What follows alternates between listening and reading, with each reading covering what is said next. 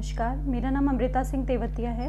मैं राजकीय inter college ब्रिजघाट Hapur में विज्ञान की शिक्षिका के तौर पर कार्यरत हूँ।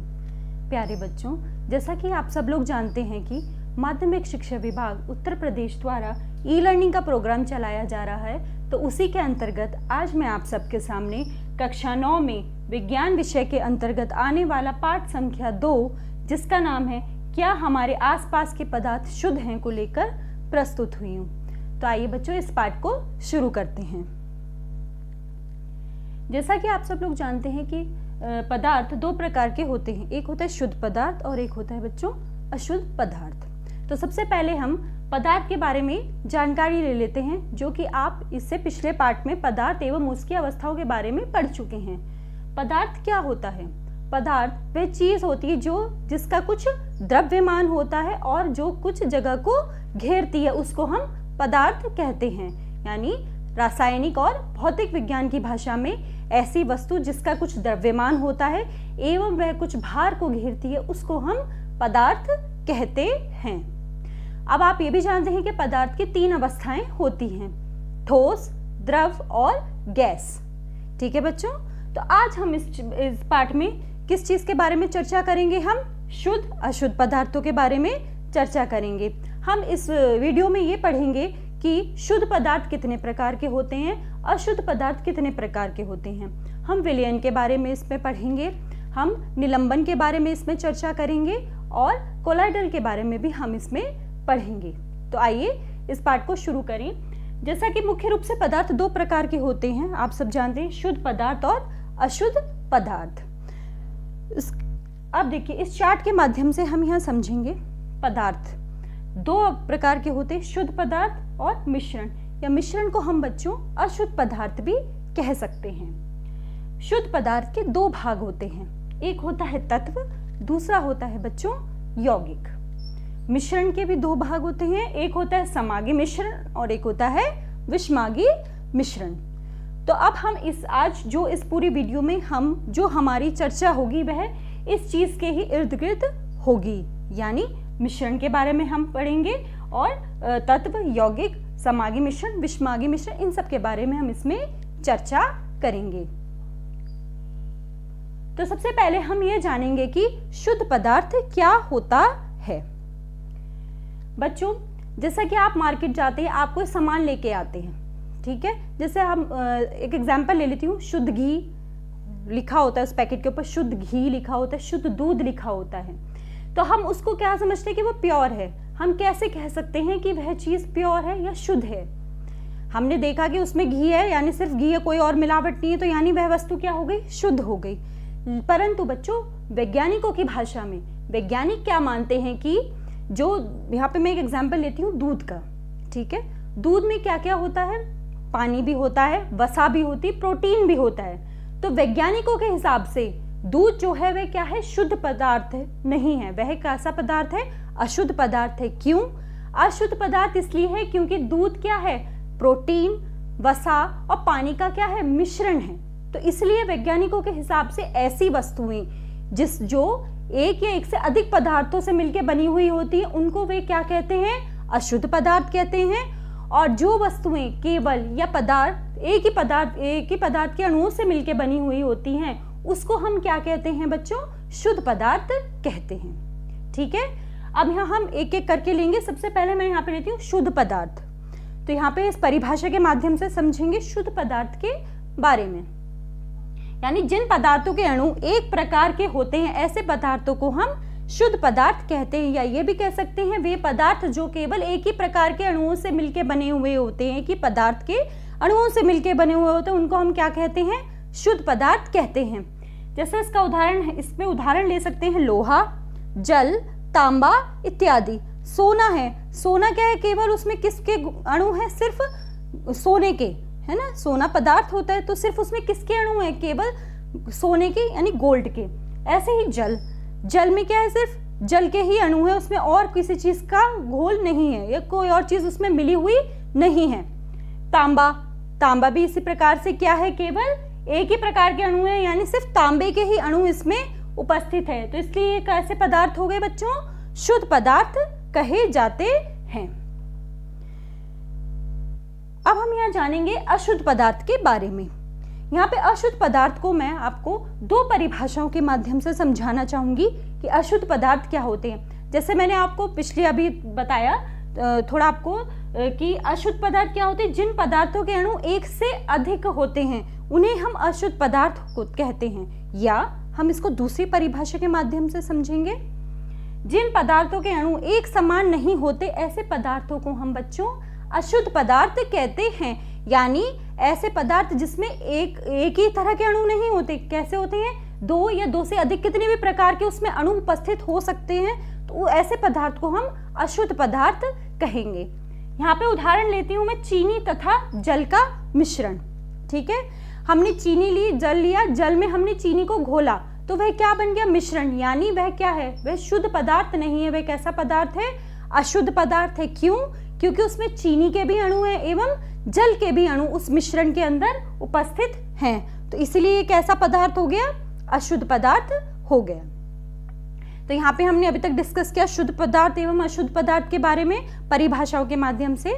नेक्स्ट मैं यहाँ पे लेती हूँ एक चार्ट के माध्यम से हम समझ पाएंगे कि प्योर सब्सटेंसेस और मिक्सचर यानी शुद्ध पदार्थ एवं अशुद्ध पदार्थ। अशुद्ध पदार्थ को हम मिक्सचर भी कहते हैं। ठीक है, वाटर है, पानी शुद्ध पदार्थ हुआ, है ना।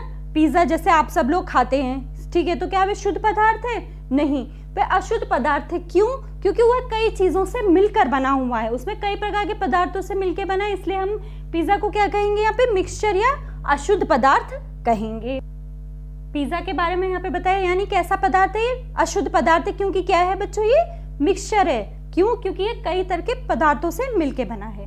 ठीक है, ऐसे ही कौन सा, सैंड, मिट्टी भी कई प्रकार के कणों से मिलके बनी हुई होती है, तो उसमें भी क्या, वो भी कैसी हो गई, अशुद्ध पदार्थ हो गई। तो ये बच्चों मैंने यहाँ पे एक चार्ट के माध्यम से बताया है कि कौन से पदार्थ शुद्ध होते हैं और कौन से अशुद्ध पदार्थ माने जाते हैं।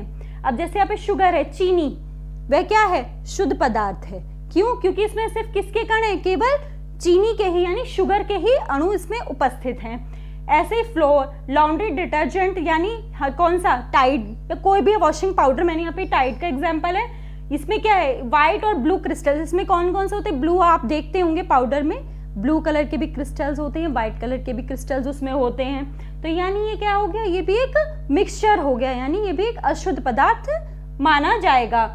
ठीक है, तो यहाँ पे हमने ये समझा इस चार्ट के माध्यम से शुद्ध पदार्थ एवं अशुद्ध पदार्थों का एक डिस्कशन किया है यहाँ पे। नेक्स्ट मैं लेती हूँ यहाँ पे सबसे पहले मिश्रण यानी मिक्सचर। इसको हम और क्या बोलते हैं, अशुद्ध पदार्थ भी कह सकते हैं। अब मिश्रण क्या होते हैं, जब दो या दो से शुद्ध पदार्थ किसी भी अनुपात में मिले हों तो उसे हम मिश्रण कहा जाता है। ठीक है, जैसे कि जल और नमक का घोल या वायु में गैसों का मिश्रण। यानी ऐसा पदार्थ, जब मिश्रण किसको कहेंगे, यानी जिसमें शुद्ध दो या दो से अधिक शुद्ध पदार्थ मिले हों और किसी अनुपात में हम उनको मिला देते हैं तो उसको हम क्या कहते हैं, मिश्रण कहते हैं। जैसे बच्चों जल और नमक का घोल है ना, जल और नमक का घोल क्या हो गया, जल में हमने नमक को घोला तो वह क्या हो गया, एक मिश्रण हो गया। क्यों, क्योंकि इसमें नमक भी है और जल भी है, तो दो शुद्ध पदार्थों को जब हमने आपस में मिलाया तो हमें क्या मिला, मिक्सचर यानी मिश्रण मिलता है। ठीक है, अब दूसरा मैंने यहाँ पे उदाहरण जैसे वायु में गैसों का मिश्रण। आप देखते हैं हम सांस लेते हैं तो वायु की वजह से ही हम सांस ले पाते हैं। अब हम ये जानते हैं कि वायु में कई प्रकार की गैसें उपस्थित होती हैं, नाइट्रोजन होती है, ऑक्सीजन होती है, आर्गन होती है, एवं कई प्रकार की गैसें उपस्थित होती हैं। तो वह भी क्या हो गया, एक प्रकार से वायु भी क्या हो गई बच्चों, मिश्रण हो गया, क्योंकि सभी कई गैसों का मिश्रण हो गया, मिक्स हो गई आपस में, तो उन्होंने क्या बनाया, एक मिक्सचर बना दिया, किसका, गैसों का। ठीक है, यहाँ पे ये चीज क्लियर हो गई मिश्रण के बारे में, आप समझ गए। नेक्स्ट चलते हैं। अब हम यहाँ जानेंगे कि मिश्रण के प्रकार। अभी हमने पिछली स्लाइड में मिश्रण के बारे में पढ़ा, अब हम पढ़ेंगे मिश्रण के प्रकार। मिश्रण बच्चों मेनली दो प्रकार के होते हैं, एक होता है समांगी मिश्रण जिसको हम होमोजीनियस मिक्सचर बोलते हैं, और दूसरा होता है विषमांगी मिश्रण जिसको हम हेट्रोजीनियस मिक्सचर कहते हैं। अब हम यहाँ पे एक एक लेके आगे चर्चा करेंगे मिश्रण के प्रकारों के बारे में। सबसे पहला है यहाँ पे बच्चों समांगी मिश्रण यानी होमोजीनियस मिक्सचर।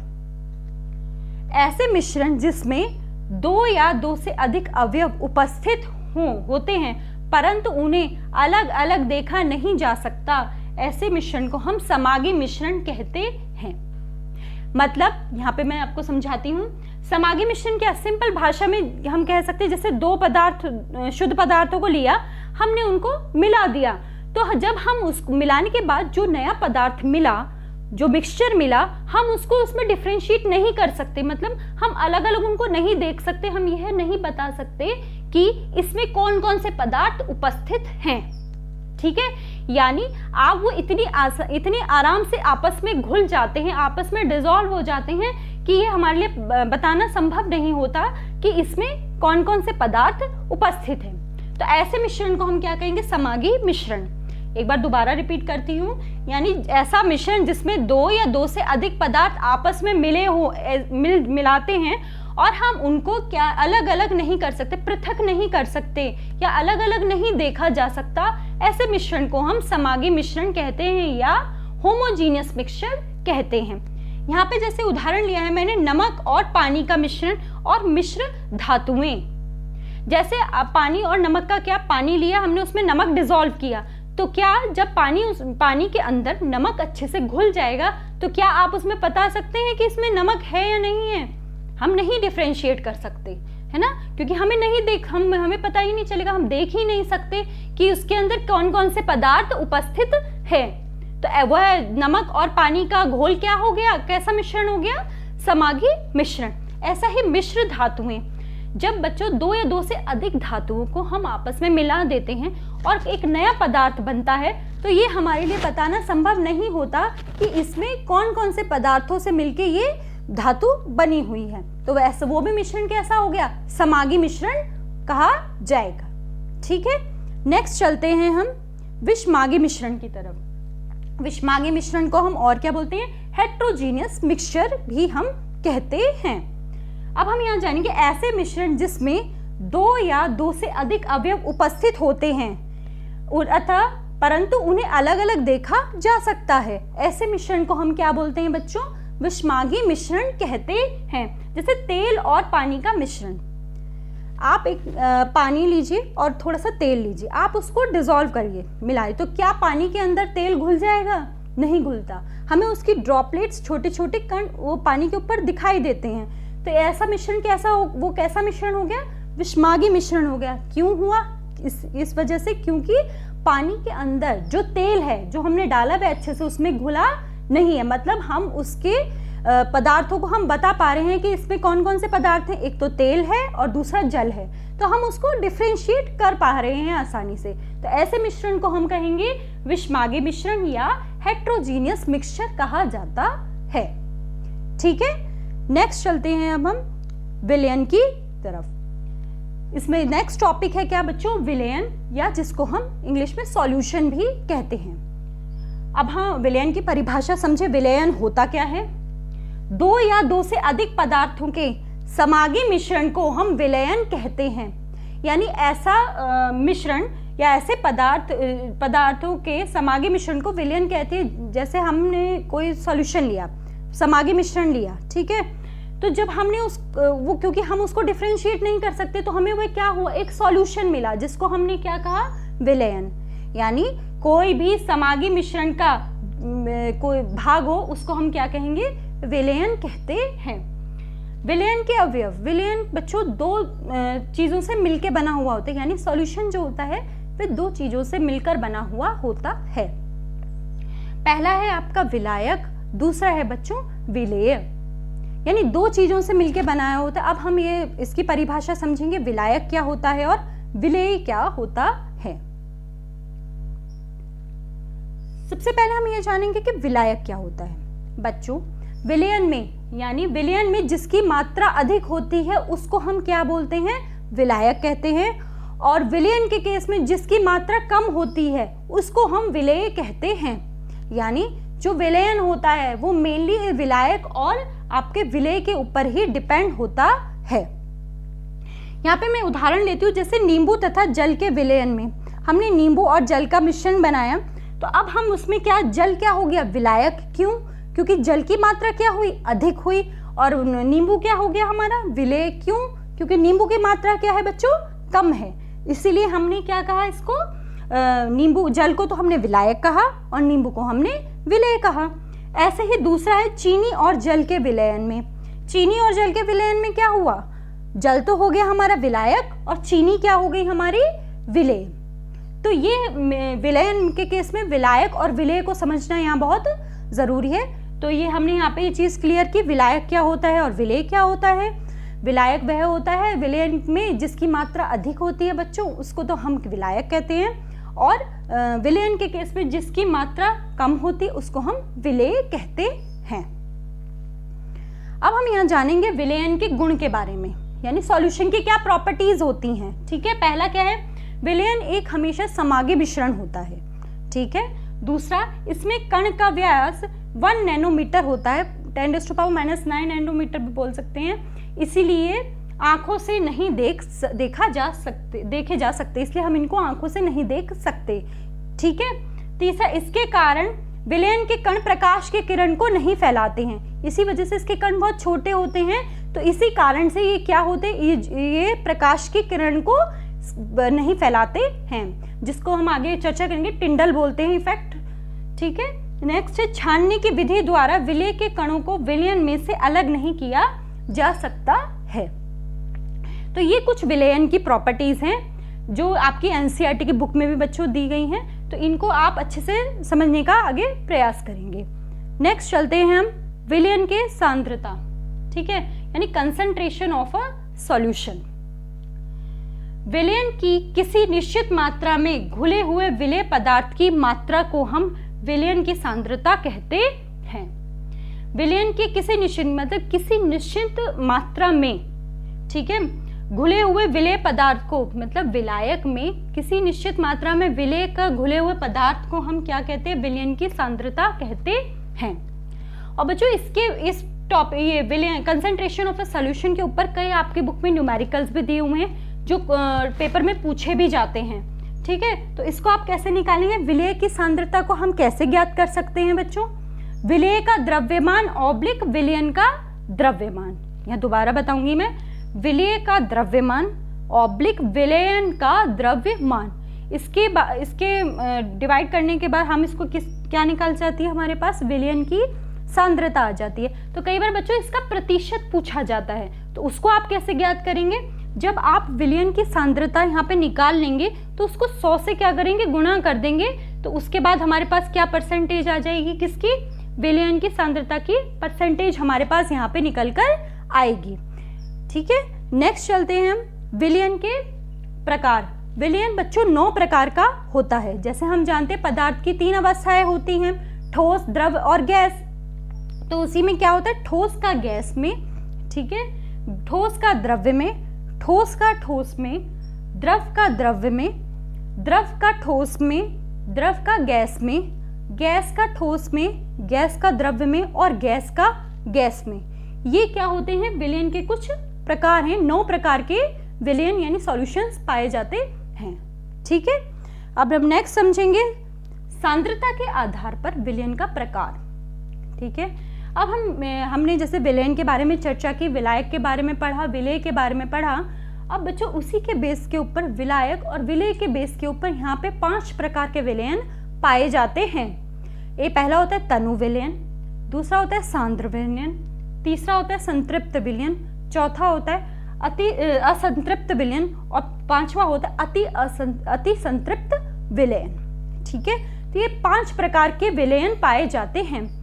अब हम एक एक करके जानेंगे कि ये क्या होते हैं। तनु विलयन, तनु विलयन वह प्रकार का विलयन होता है जिसमें विलायक की मात्रा अधिक होती है और विलेय की मात्रा कम होती है। उस ऐसे सॉल्यूशन को या विलयन को हम तनु विलयन कहते हैं। दूसरा है बच्चों हमारा सांद्र विलयन।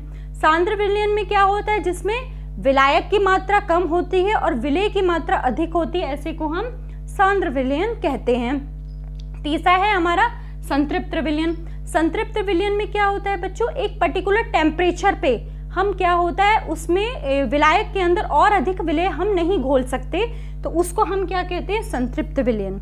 और असंतृप्त विलयन क्या हो गया, जिसमें बच्चों हम एक पर्टिकुलर टेम्परेचर पर या बढ़ाकर या घटाकर क्या कर सकते हैं, विलायक के अंदर और अधिक विलय को हम घोल सकते हैं, उसको हम बोलते हैं असंतृप्त विलयन कहते हैं। जो पांचवा है अति असंतृप्त विलयन, इसमें हम क्या करते हैं, या तो टेम्परेचर को कम करते हैं या बहुत इंक्रीज कर देते हैं। फिर उसमें क्या करते हैं हम, विलय और अधिक घुलनशील हो जाता है, घुल रहा है लेकिन अगर हमने टेम्परेचर कम या ज्यादा किया तो और अधिक घुलनशील हो जाएगा, तो उसको हम क्या बोलेंगे, विलयन को अति संतृप्त विलयन कहते हैं। ठीक है, तो यहाँ तक हमें क्लियर हो गया किस चीज के बारे में, विलयन के 5 प्रकारों के बारे में हमने यहाँ पे चर्चा की इस स्लाइड में। नेक्स्ट चलते हैं हम, निलंबन क्या होता है। बच्चों अब हम निलंबन के बारे में चर्चा करेंगे। इसमें निलंबन क्या होता है, यह एक विषमागी मिश्रण है। कैसा मिश्रण है बच्चों, विषमागी मिश्रण, जिसमें विलय कणों का आकार 10⁻³ से लेके 10⁻⁻5 तक होता है। ऐसे मिश्रण को हम निलंबन कहते हैं। ठीक है, दोबारा बताऊं, यानी इनके कण क्या होते हैं, 10⁻³ से लेके 10⁻5 तक होते हैं। इसका उदाहरण है धूल और वायु का मिश्रण, यानी धूल में किसके, वायु में किसके कण, धूल के, जो हमें कई बार दिखाई देते हैं। यानी निलंबन के केस में क्या होता है, हम इन कणों को हम थोड़ा नग्न आंखों से देख सकते हैं। ठीक है, तो ऐसे मिश्रण को हम क्या कहते हैं बच्चों, निलंबन कहते हैं। अब नेक्स्ट हम करते हैं इसकी प्रॉपर्टीज के बारे में जानेंगे, यानी किसकी प्रॉपर्टीज के, निलंबन के गुण। यह एक विषमांगी मिश्रण है, ये हमें पता चला। इसमें कणों को नग्न आंखों से देख सकते हैं, यानी इसके क्या होते हैं, कण थोड़े बड़े होते हैं जिनको हम अपनी आंखों से आसानी से देख सकते हैं। ठीक है, इनका अणु भार सबसे अधिक होता है, यानी अणु क्या होते हैं, इसमें थोड़े भारी होते हैं। ठीक है, और चौथा क्या है, इनके कणों पर कोई भी आवेश नहीं होता है। आवेश में क्या यहाँ पे क्या है, यानी यहाँ पे कोई भी चार्ज नहीं होता है, ना तो नेगेटिव चार्ज होता है ना पॉजिटिव चार्ज होता है। इसके कणों के ऊपर किसी भी प्रकार का कोई भी चार्ज या आवेश नहीं होता है। तो ये थे यहाँ पे निलंबन के कुछ गुणों के बारे में हमने जाना। अब नेक्स्ट हम पढ़ेंगे शुद्ध रूप से पदार्थों के प्रकारों के बारे में। अब तक हमने अशुद्ध पदार्थों के बारे में यहाँ पे चर्चा की, विलयन के बारे में चर्चा की, निलंबन के बारे में यहाँ पे हमने समझा। अब हम समझेंगे शुद्ध पदार्थ क्या होते हैं और शुद्ध पदार्थ कितने प्रकार के होते हैं। बच्चों शुद्ध पदार्थ मुख्य रूप से 2 प्रकार के होते हैं, एक होता है तत्व, दूसरा होता है बच्चों यौगिक। तो सबसे पहले हम यहाँ पे तत्वों के बारे में पढ़ेंगे और फिर यौगिक के बारे में इसमें हम चर्चा करेंगे। सबसे पहले हम लेंगे तत्व क्या होता है। तत्व को हम एलिमेंट भी कहते हैं। ठीक है, अब तत्व क्या होता है, तत्व पदार्थ का मूल रूप है जिसे रासायनिक प्रतिक्रिया द्वारा अन्य सरल पदार्थों में विभाजित नहीं किया जा सकता है। यानी तत्व क्या होता है, ऐसा मूल रूप है, बेसिक चीज है, पदार्थ की बेसिक यूनिट है जिसको हम आगे किसी भी पदार्थ में, सरल पदार्थ में विभाजित नहीं कर सकते हैं। ठीक है, उदाहरण जैसे हाइड्रोजन, हीलियम, लिथियम, सोडियम इत्यादि। ठीक है, ये कौन से पदार्थ हो गए, ये क्या हो गए, तत्व हो गए।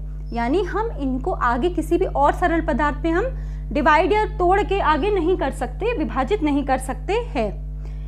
अब तक जो तत्वों की संख्या है वह बच्चों 110 से अधिक है। रिसर्च के द्वारा यह प्राप्त किया गया है कि तत्वों की संख्या कितनी है, 110 से अधिक है। इसमें 92 जो हैं वो प्राकृतिक हैं तथा शेष जो बचे हैं वे मानव निर्मित हैं।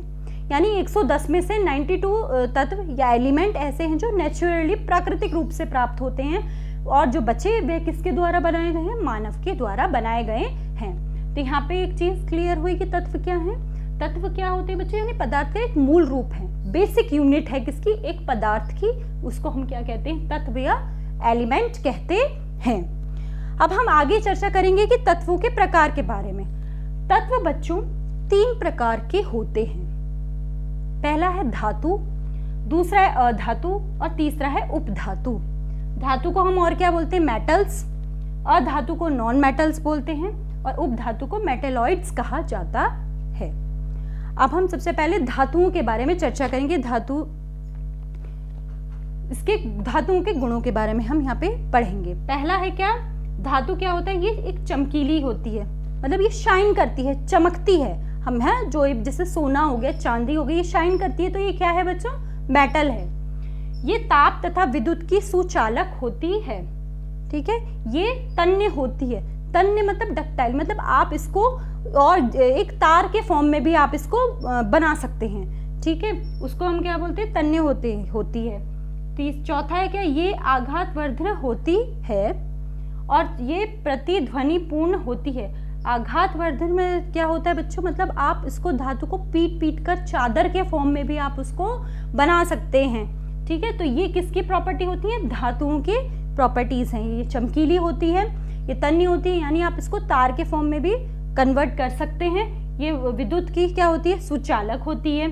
ठीक है, इसका उदाहरण कौन कौन से हो गए, सोना, चांदी, तांबा, लोहा, सोडियम इत्यादि, ये सब क्या है, धातु हैं। यहाँ पे ये मैंने चित्र के माध्यम से भी बताया, गोल्ड, प्लेटिनियम, कॉपर, ये सब क्या है बच्चों, धातु। जो भी कोई भी चीज शाइन करती, चमकती है तो उसको हम क्या कहते हैं, धातु कहा जाता है। अब हम चर्चा करेंगे अधातुओं के गुणों के बारे में। ठीक है, ये विभिन्न रंगों की होती हैं। अधातुएं जो होती हैं बच्चों, ये कैसी होती है, नॉन मेटल्स, कई रंग की होती है, पीली, नीली, किसी भी तरह की ये कलरफुल होती हैं। ये ताप और विद्युत की कुचालक होती है। वह तो क्या धातु क्या होती है, सुचालक होती है, लेकिन अधातुएं कैसी होती है, कुचालक होती हैं। ठीक है, ये चमकीली, प्रतिध्वनिपूर्ण और आघातपूर्ण होती हैं। ठीक है, उदाहरण है हाइड्रोजन, ऑक्सीजन, आयोडीन, कार्बन इत्यादि। ये किसके उदाहरण है बच्चों, अधातुओं के उदाहरण हैं। ठीक है, नेक्स्ट चलते हैं हम यौगिक। यौगिक क्या होता है, इसको हम कंपाउंड्स भी बोलते हैं। अभी हमने किसके बारे में चर्चा की थी, शुद्ध पदार्थों के बारे में हम यहाँ पढ़ रहे हैं। तत्वों के बारे में हमने चर्चा की, तत्वों के प्रकारों के बारे में हमने पढ़ा। अब है यौगिक। ठीक है, यौगिक को हम और क्या बोलते हैं, कंपाउंड्स। एक यौगिक वह पदार्थ है जो दो या दो से अधिक तत्वों के नियत अनुपात में रासायनिक तौर पर संयोजन से प्राप्त होते हैं, उनको हम क्या बोलते हैं, यौगिक कहते हैं। जैसे जल, यहाँ पे मैं उदाहरण लिया जल का, हाइड्रोजन प्लस ऑक्सीजन, है ना। हाइड्रोजन और ऑक्सीजन को हमने मिलाया तो हमें क्या मिला, जल प्राप्त हो। तो यानी जल क्या हो गया, यहाँ पे यौगिक हो गया, एक कंपाउंड हो गया, है ना। तो फिर क्या, सोडियम क्लोराइड। सोडियम क्लोराइड क्या हो गया, सोडियम प्लस क्लोरीन के मिश्रण से बना, तो यह क्या हो गया, सोडियम क्लोराइड बना। तो यानी सोडियम क्लोराइड क्या है, एक यौगिक है। यहाँ पे दोबारा बताती हूँ, एक यौगिक वह पदार्थ होता है जो दो या दो से अधिक तत्वों के नियत अनुपात, एक पर्टिकुलर रेशियो में मिलने से आपस में रासायनिक तौर पर संयोजन से बना हुआ होता है। अब जैसे यहाँ पे एक चित्र है वाटर यानी जल का, है ना, तो H2O होते हैं, H2O होता है, इसका सूत्र हम जानते हैं। तो यानी क्या होता है, ऑक्सीजन का तो एक अणु होता है और हाइड्रोजन के दो अणु होते हैं। तो यहाँ पे क्या, एक रासायनिक संयोजन से बने हैं यहाँ पे, यानी इसमें दो मॉलिक्यूल्स तो किसके हो गए बच्चों, हाइड्रोजन के, और एक हो गया किसका, ऑक्सीजन का। तो ये हमने यहाँ पे किसके बारे में पढ़ा, यौगिक के बारे में हमने इस स्लाइड में जाना। अब हम पढ़ेंगे मिश्रण और यौगिक में क्या अंतर होता है। ठीक है, अभी हमने तत्वों के बारे में पढ़ा, यौगिक के बारे में चर्चा की, और अब हम पढ़ेंगे इसके डिफरेंसेस, यानी इसमें क्या बेसिक अंतर होता है, किसके बीच में, मिश्रण और यौगिक में क्या अंतर होता है। ये मेनली बच्चों ये क्वेश्चन पूछा भी जाता है एग्जाम में कि मिश्रण और यौगिक में क्या अंतर है। मिश्रण वे पदार्थ जो दो या दो से अधिक पदार्थों अथवा द्रव्य के किसी अनुपात में मिला देने से बनते हैं, उनको हम मिश्रण कहते हैं। वे पदार्थ जो दो या दो से अधिक तत्वों के रासायनिक संयोग अथवा मेल से बने होते हैं, उसे हम यौगिक कहते हैं। यह भी चीज क्लियर की थी मैंने यौगिक के बारे में। मिश्रण में गलनांक निश्चित नहीं होता, परंतु यौगिक में गलनांक निश्चित होता है। ठीक है, ऐसे मिश्रण में क्वथनांक निश्चित नहीं होता, लेकिन यौगिक के केस में क्वथनांक निश्चित होता है। ये बेसिक डिफरेंसेस हैं बच्चों, जो मेनली आपको समझने हैं। मिश्रण प्रायः विषमागी मिश्रण होता है और यौगिक जो होता है वह एक समागी मिश्रण माना जाता है। तो ये बेसिक डिफरेंसेस हैं किसके बीच में, मिश्रण और यौगिक के बीच में। ठीक है, नेक्स्ट है हमारा कोलाइड विलयन। कोलाइड विलयन, कोलाइड विलयन क्या होता है, यह भी एक विषमागी मिश्रण होता है जिसके कणों का आकार इतना छोटा होता है कि इनको सरलता से नहीं देखा जा सकता है। कोलाइडल विलयन किसका अपोजिट होता है बच्चों, निलंबन, जो इसके बारे में मैंने अभी आपसे चर्चा की थी, उसका ये बिल्कुल अपोजिट होता है। यानी इसको हम अपनी नग्न आंखों से नहीं देख सकते हैं। और इनके ऊपर क्या होता है बच्चों, आवेश होता है। इसके कणों के ऊपर, कोलाइडल के अंदर जो कण होते हैं उनके अंदर या तो नेगेटिव चार्ज होगा या पॉजिटिव चार्ज होगा, यानी इसमें आवेश पाया जाता है। और इसके उदाहरण है गोंद, रक्त आदि। ठीक है, तो ये थे विलयन, कोलाइडल विलयन के बारे में यहाँ पे मैंने बताया। इसी को बच्चों मैं नेक्स्ट भाग में कंटिन्यू करूंगी, है ना। कोलाइडल विलयन के बारे में मैं नेक्स्ट भाग में, इसको जो इसका दूसरा भाग होगा इसी चैप्टर का, उसमें हम आगे डिटेल में कोलाइडल विलयन के बारे में चर्चा करेंगे। उसके गुणों के बारे में हम यहाँ पे चर्चा करेंगे आगे नेक्स्ट स्लाइड में। अब बच्चों अब मैं आपको कुछ गृह कार्य देती हूँ। पहले हम एक रिवीजन कर लेते हैं कि हमने आज किस किस के बारे में पढ़ा इस पाठ में। शुरू से मैं एक बार रिवीजन करती हूँ। क्या पहले हमने पदार्थों के बारे में जाना। हम ये जानते हैं 2 प्रकार के पदार्थ होते हैं, शुद्ध पदार्थ, अशुद्ध पदार्थ। हमने शुद्ध पदार्थों के बारे के जो पार्ट्स होते हैं उनके बारे में जाना, तत्वों के बारे में पढ़ा, हमने यौगिक के बारे में पढ़ा। और अशुद्ध पदार्थ में हमने मिश्रण के बारे में पढ़ा। वे कौन कौन से होते हैं बच्चों, समागी और विषमागी मिश्रण, इसके बारे में हमने चर्चा की। फिर हमने आगे विलयन के बारे में समझा, सॉल्यूशन के बारे में जाना, उसके पार्ट्स के बारे में जाना, कौन कौन से तरह के पाए जाते हैं वह हमने जाना। हमने निलंबन के बारे में इसमें चर्चा की और कोलाइडल के बारे में हमने इसमें थोड़ा सा लिया। अब इसी के बेस पे बच्चों मैंने कुछ गृह कार्य दिया है आपको। पहला प्रश्न है, शुद्ध पदार्थ से आप क्या समझते हैं। ठीक है, ये इसका प्रश्न का उत्तर आप देने में समर्थ होंगे। दूसरा है, समागी और विषमागी मिश्रण में क्या अंतर है। ये भी बच्चों मैंने इस प्रश्न की जो है चर्चा की इस वीडियो में। तीसरा है, विलयन, निलंबन और कोलाइड एक दूसरे से किस प्रकार भिन्न है, इसके बारे में भी मैंने आज चर्चा की। और चौथा प्रश्न, अपने आसपास की वस्तुओं को शुद्ध पदार्थों या मिश्रण से अलग करने का प्रयत्न करें। ठीक है, ये बच्चों एक एक्टिविटी बेस्ड क्वेश्चन है। ठीक है, इसको आप क्या अपने आपके घर में आपको ये शुद्ध पदार्थ भी मिल जाएंगे और मिश्रण भी मिल जाएगा। तो ये एक एक्टिविटी बेस्ड क्वेश्चन है जिसको आप अपने आसपास के देखकर आप उसमें अलग कर सकते हैं, शुद्ध पदार्थ क्या होते हैं, मिश्रण को आप अलग कर सकते हैं। तो बच्चों मैं आशा करती हूँ कि आपको आज इस वीडियो में जो कुछ मैंने पढ़ाया वह समझ आया होगा और आप इसी को आप अपनी NCERT की बुक में आगे इसके बारे में चर्चा करेंगे और NCERT की बुक में आप इसके बारे में डिटेल में और पढ़ सकते हैं। इसी के साथ बच्चों धन्यवाद।